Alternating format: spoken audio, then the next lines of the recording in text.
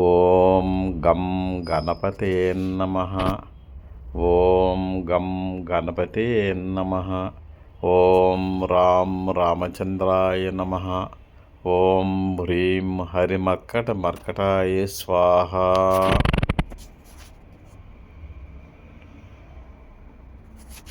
ఓం నమః శివాయ. ఓం నమః శివాయ. ఓం నమః శివాయ. ఉత్తరాషాఢ నక్షత్రము. ఉత్తరాషాఢ నక్షత్రములకు ఆరాధ్య దైవము గణపతి కుమారస్వామి. వీరు కెంపు ఉంగరాన్ని ధరించడం చాలా సర్వశ్రేయస్కరం. వీరు మితముగా వ్యవహరిస్తారు. మీరు ఎవరికి అపకారం చేయరు. వాక్ నైపుణ్యం ఉంటుంది. తక్కువగా మాట్లాడతారు. బిఎస్కేవి ప్రసారాల సిద్ధాంతి 9440255669, వాయిస్ ఆఫ్ 1952 బిఎస్కేవి ప్రసార సిద్ధాంతి. అందరికీ శుభోదయం.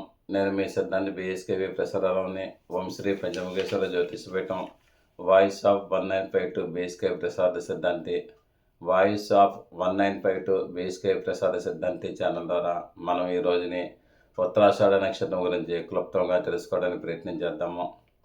ఉత్తరాషాఢ నక్షత్రమునకు దశానాథుడు రవి గ్రహ. ఈయన యొక్క దశా సంవత్సరములు 6 సంవత్సరములు. ఉత్తరాషాఢ నక్షత్రములకు అధిదేవతలు విశ్వదేవతలు అంటారు.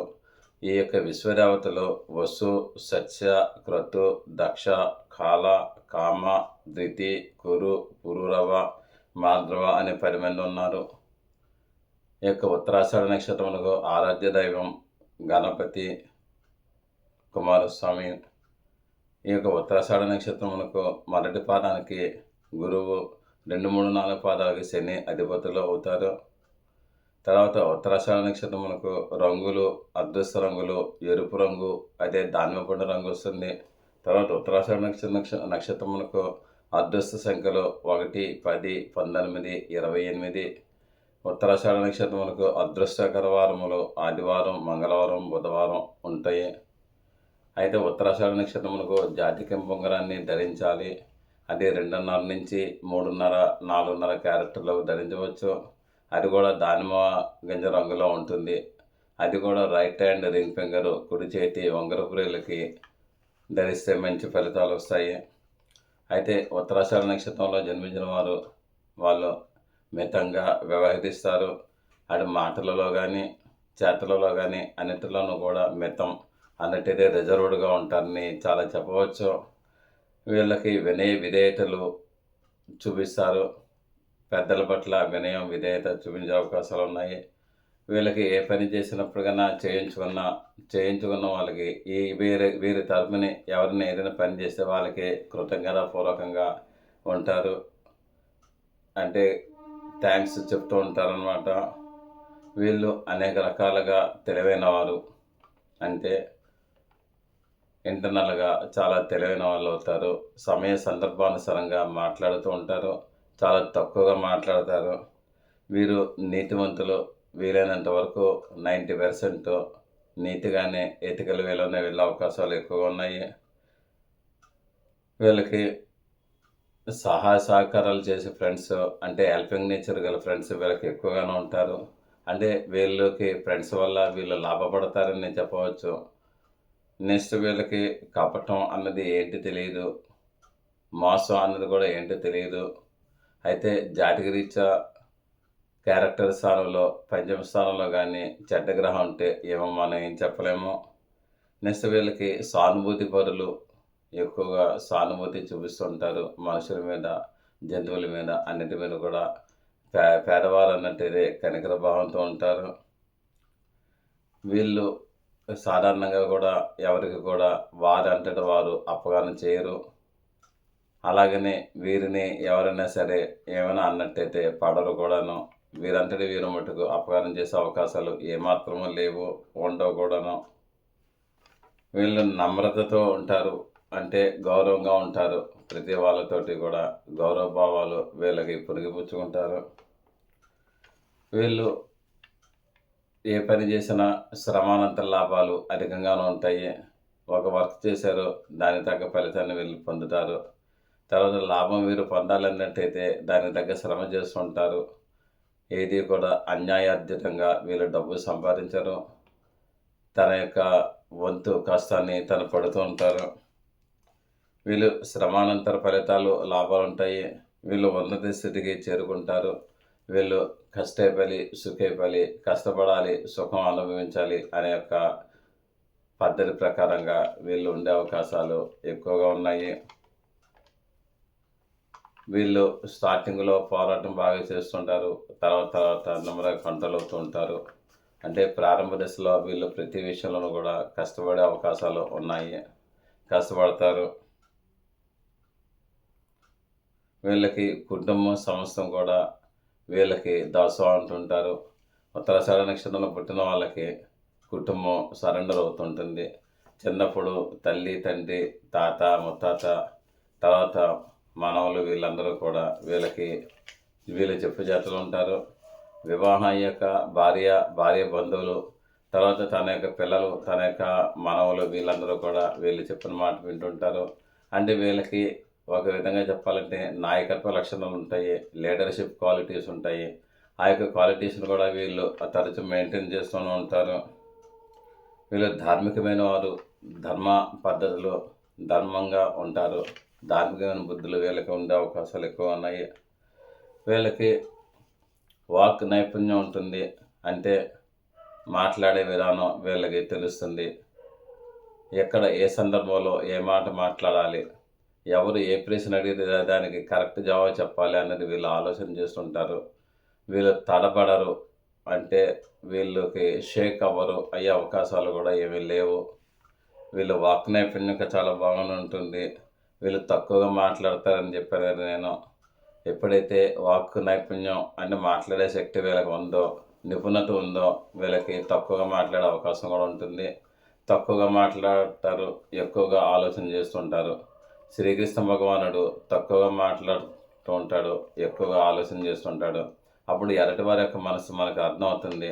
మనమే ఎక్కువగా మాట్లాడితే ఎదుటివారి యొక్క మనసు మనకు అర్థం అవ్వదు. అందుకు వీరు తక్కువగా మాట్లాడతారు. తర్వాత ఏమో ఎక్కువగా ఆలోచన చేస్తుంటారు. వాక్ పటిమ ఉంటుంది, వాక్ నైపుణ్యం కూడా ఉంటుంది. వీళ్ళు బాంధవ్యాలకు అవసరమైనప్పుడు మాత్రమే విలువనిస్తారు. అంటే విలువనిస్తారు, వాల్యూస్ ఉంటాయి, రిలేషన్ వాల్యూస్ ఉంటాయి. కానీ అస్తమానం కూడా వాళ్ళని ఉపయోగించుకోరు. అవసరమైనప్పుడు అది కూడా కాంటబట్ట పరిస్థితుల్లో అందరి యొక్క అవసరాన్ని కూడా ఉపయోగించుకుంటారు. ప్రతి పని కూడా వారంతట వారే స్వయంగా ఇండివిజువల్గా చేస్తూ ఉంటారు అన్నమాట. అయితే ఎల్లవేళలా విలువనిస్తారు, కానీ వీళ్ళకి స్వార్థం ఉండదు. స్వార్థం కోసం బాంధవ్యాలకు విలువ ఇవ్వటానికి ఉండదు. కాబట్టి అస్తమానం కూడా బాంధవ్యాలకు విలువనిచ్చినట్టుగా కనబడరు. కానీ ఆ సమయ సందర్భాలు వచ్చినప్పుడు మటుకు ఆ బాంధవ్యాలకి అంటే రిలేషన్షిప్కి విలువనిచ్చి వాళ్ళకి తగ్గ ఆర్థిక సహాయం చేసే అవకాశాలు ఉన్నాయి. మానసిక సహాయం చేసే అవకాశాలు కూడా వాళ్ళకు ఉన్నాయి. నెక్స్ట్ వీళ్ళకి ఇంకొకటి ఏంటంటే ప్రపంచంలో ఈ రోజునే ధనం గుణం లేదు. కానీ వీళ్ళకి మట్టుకు గుణం ఉంటుంది, ధనం మట్టుకు ఆలోచన చేయరు. ధనం ఆదాయం కోసం చెడు మార్గాలు అన్వేషించరు. చాలామంది ఏంటంటే ఆదాయం అభివృద్ధి చేయడం కోసం చెడు మార్గాలు ఆలోచన చేస్తుంటారు. వీళ్ళకి మటుకు ఏంటంటే ఆదాయ అభివృద్ధి కోసం చెడు మార్గాలు ఎప్పుడు కూడా ఆలోచన చేసే అవకాశాలు ఏమీ లేవు. వీరు ఎవరిని కూడా నమ్మరండి ఫస్ట్. అలాగే విధంగా ఎవరికి కూడా అప్పు కూడా ఇవ్వరు. అంటే మాట వరుస కన్నా సరే వీళ్ళు అప్పు ఇస్తాను అని అనరు, సహాయం చేస్తామని అనరు. కానీ అవసరం వస్తే, కాళ్ళు బట్టి పరిస్థితి వస్తే వీళ్ళు చేసినట్టుగా ఎవరు సహాయం చేయరు. కానీ వీరు ఎవరిని నమ్మరు. వీరు ధనాన్ని చాలా జాగ్రత్తగా ఉంచుకుంటుంటారు. అదేవిధంగా గుణాన్ని కూడా చాలా జాగ్రత్తగా ఉంచుకుంటారు. అభిమానాన్ని కూడా చాలా జాగ్రత్తగా ఉంచుకుంటుంటారు అన్నమాట. వీళ్ళు ఎక్కువగా తరచుగా ఆధ్యాత్మిక సేవలు చేస్తుంటారు. అంటే మఠాధిపతులు, పీఠాధిపతులు, దాని తర్వాత పెద్ద పెద్ద సంస్థలకి అధిపతులు వీళ్ళందరికీ కూడా వీళ్ళు ఇతరులకి సహాయం చేస్తూ ఉంటారు. దేవాలయాలకి డొనేషన్స్ ఇస్తూ ఉంటారు. ప్రతి దేవాలయం మెట్ల మీద వీళ్ళ పేరు ఉంటుంది. ఉత్తరాషాఢ నక్షత్రంలో పుట్టిన వాళ్ళ యొక్క లక్షణాలు ఆ విధంగా ఉంటాయి. వీళ్ళు ఉన్నత చదువులకి వీళ్ళు కలిసి వస్తాయండి. అంటే ఉన్నత చదువులు అంటే హయ్యర్ స్టడీస్ కలిసి వస్తాయి అన్నట్టయితే కొంతమందికి ఒక బీటెక్ చదివిన వెంటనే జాబ్ వచ్చేస్తుంది. కానీ హయ్యర్ స్టడీస్ చదివినట్టయితే వీళ్ళకి దానికి సరిపడా జాబ్ రాదు. కానీ వీళ్ళకి అలా కాదు. ఎంత ఉన్నత చదువు అంటే హయ్యర్ ఎడ్యుకేషన్ చేసినట్టయితే వీళ్ళకి కలిసొస్తుంది. వీళ్ళు అతి సాధారణ కుటుంబంలో పుట్టిన వాళ్ళైనప్పటికైనా సరే, వీళ్ళకి ఉన్నత చదువులు చదివి అమెరికాలో సెటిల్ అయిపోయినోళ్ళు చాలామంది ఉన్నారు. లండన్‌లో సెటిల్ అయినోళ్ళు చాలామంది ఉన్నారు. ఆస్ట్రేలియాలో సెటిల్ అయినోళ్ళు చాలామంది ఉన్నారని నేను చెప్తున్నాను. తర్వాత వీళ్ళకి సంతాన విషయం చూసినట్టయితే స్వల్పంగానే ఉంటుంది. భార్యాభర్తల విషయం చూసినట్టయితే అన్యోన్యత ఉందా లేదా అనేది తెలియదు మనకి. కారణం ఏంటంటే వీళ్ళు దాంపత్యంలో కూడా రిజర్వ్డ్‌గా ఉంటారు. భార్యతో కూడా పలుకే బంగారం అయ్యాయి అన్నట్టుగా ఉంటారు. చాలా రిజర్వ్డ్‌గా ఉంటారు.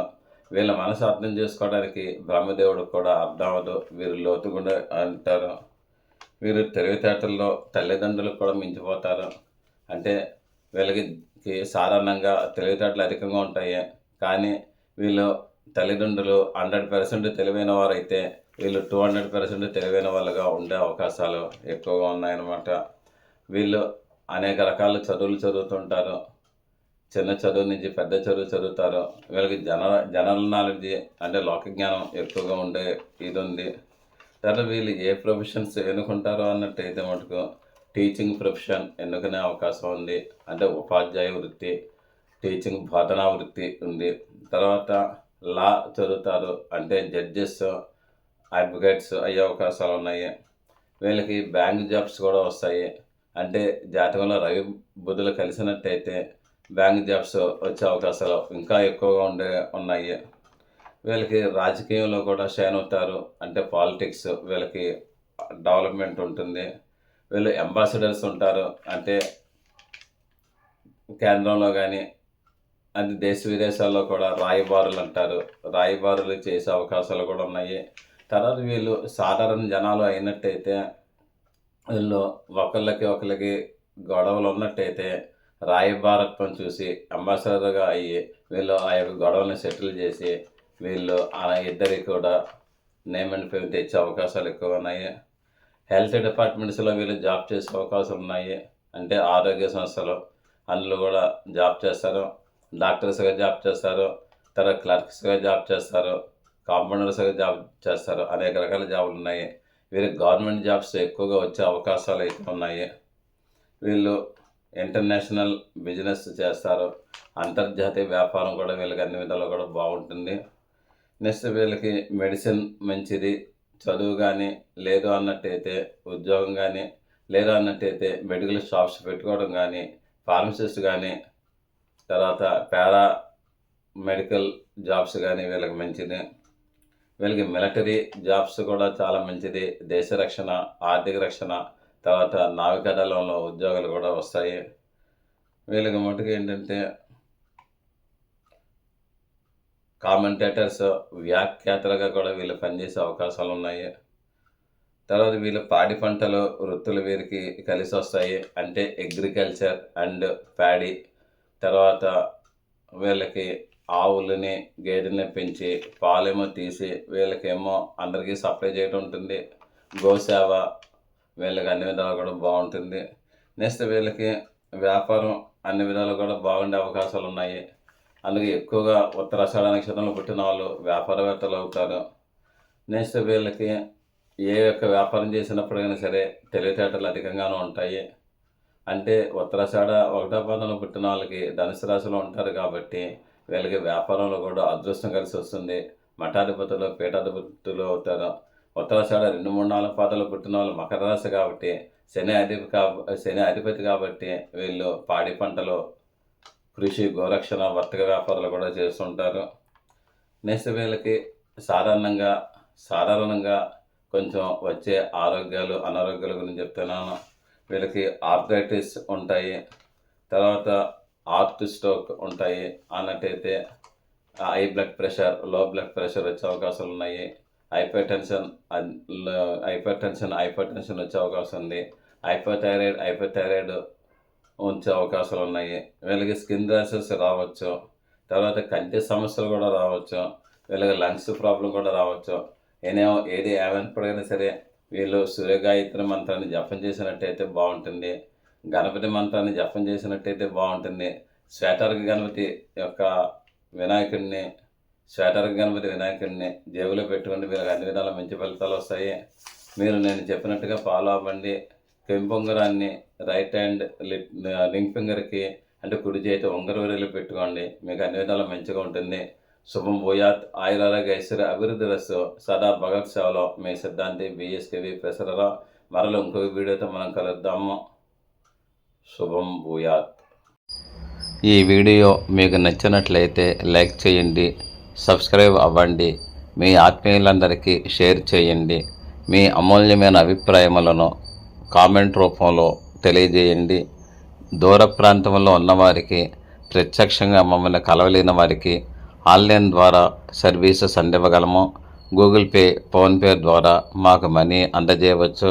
సదా భగవత్ సేవలో మీ సిద్ధాంతి బత్తుల శ్రీకృష్ణ వరప్రసాదరావు.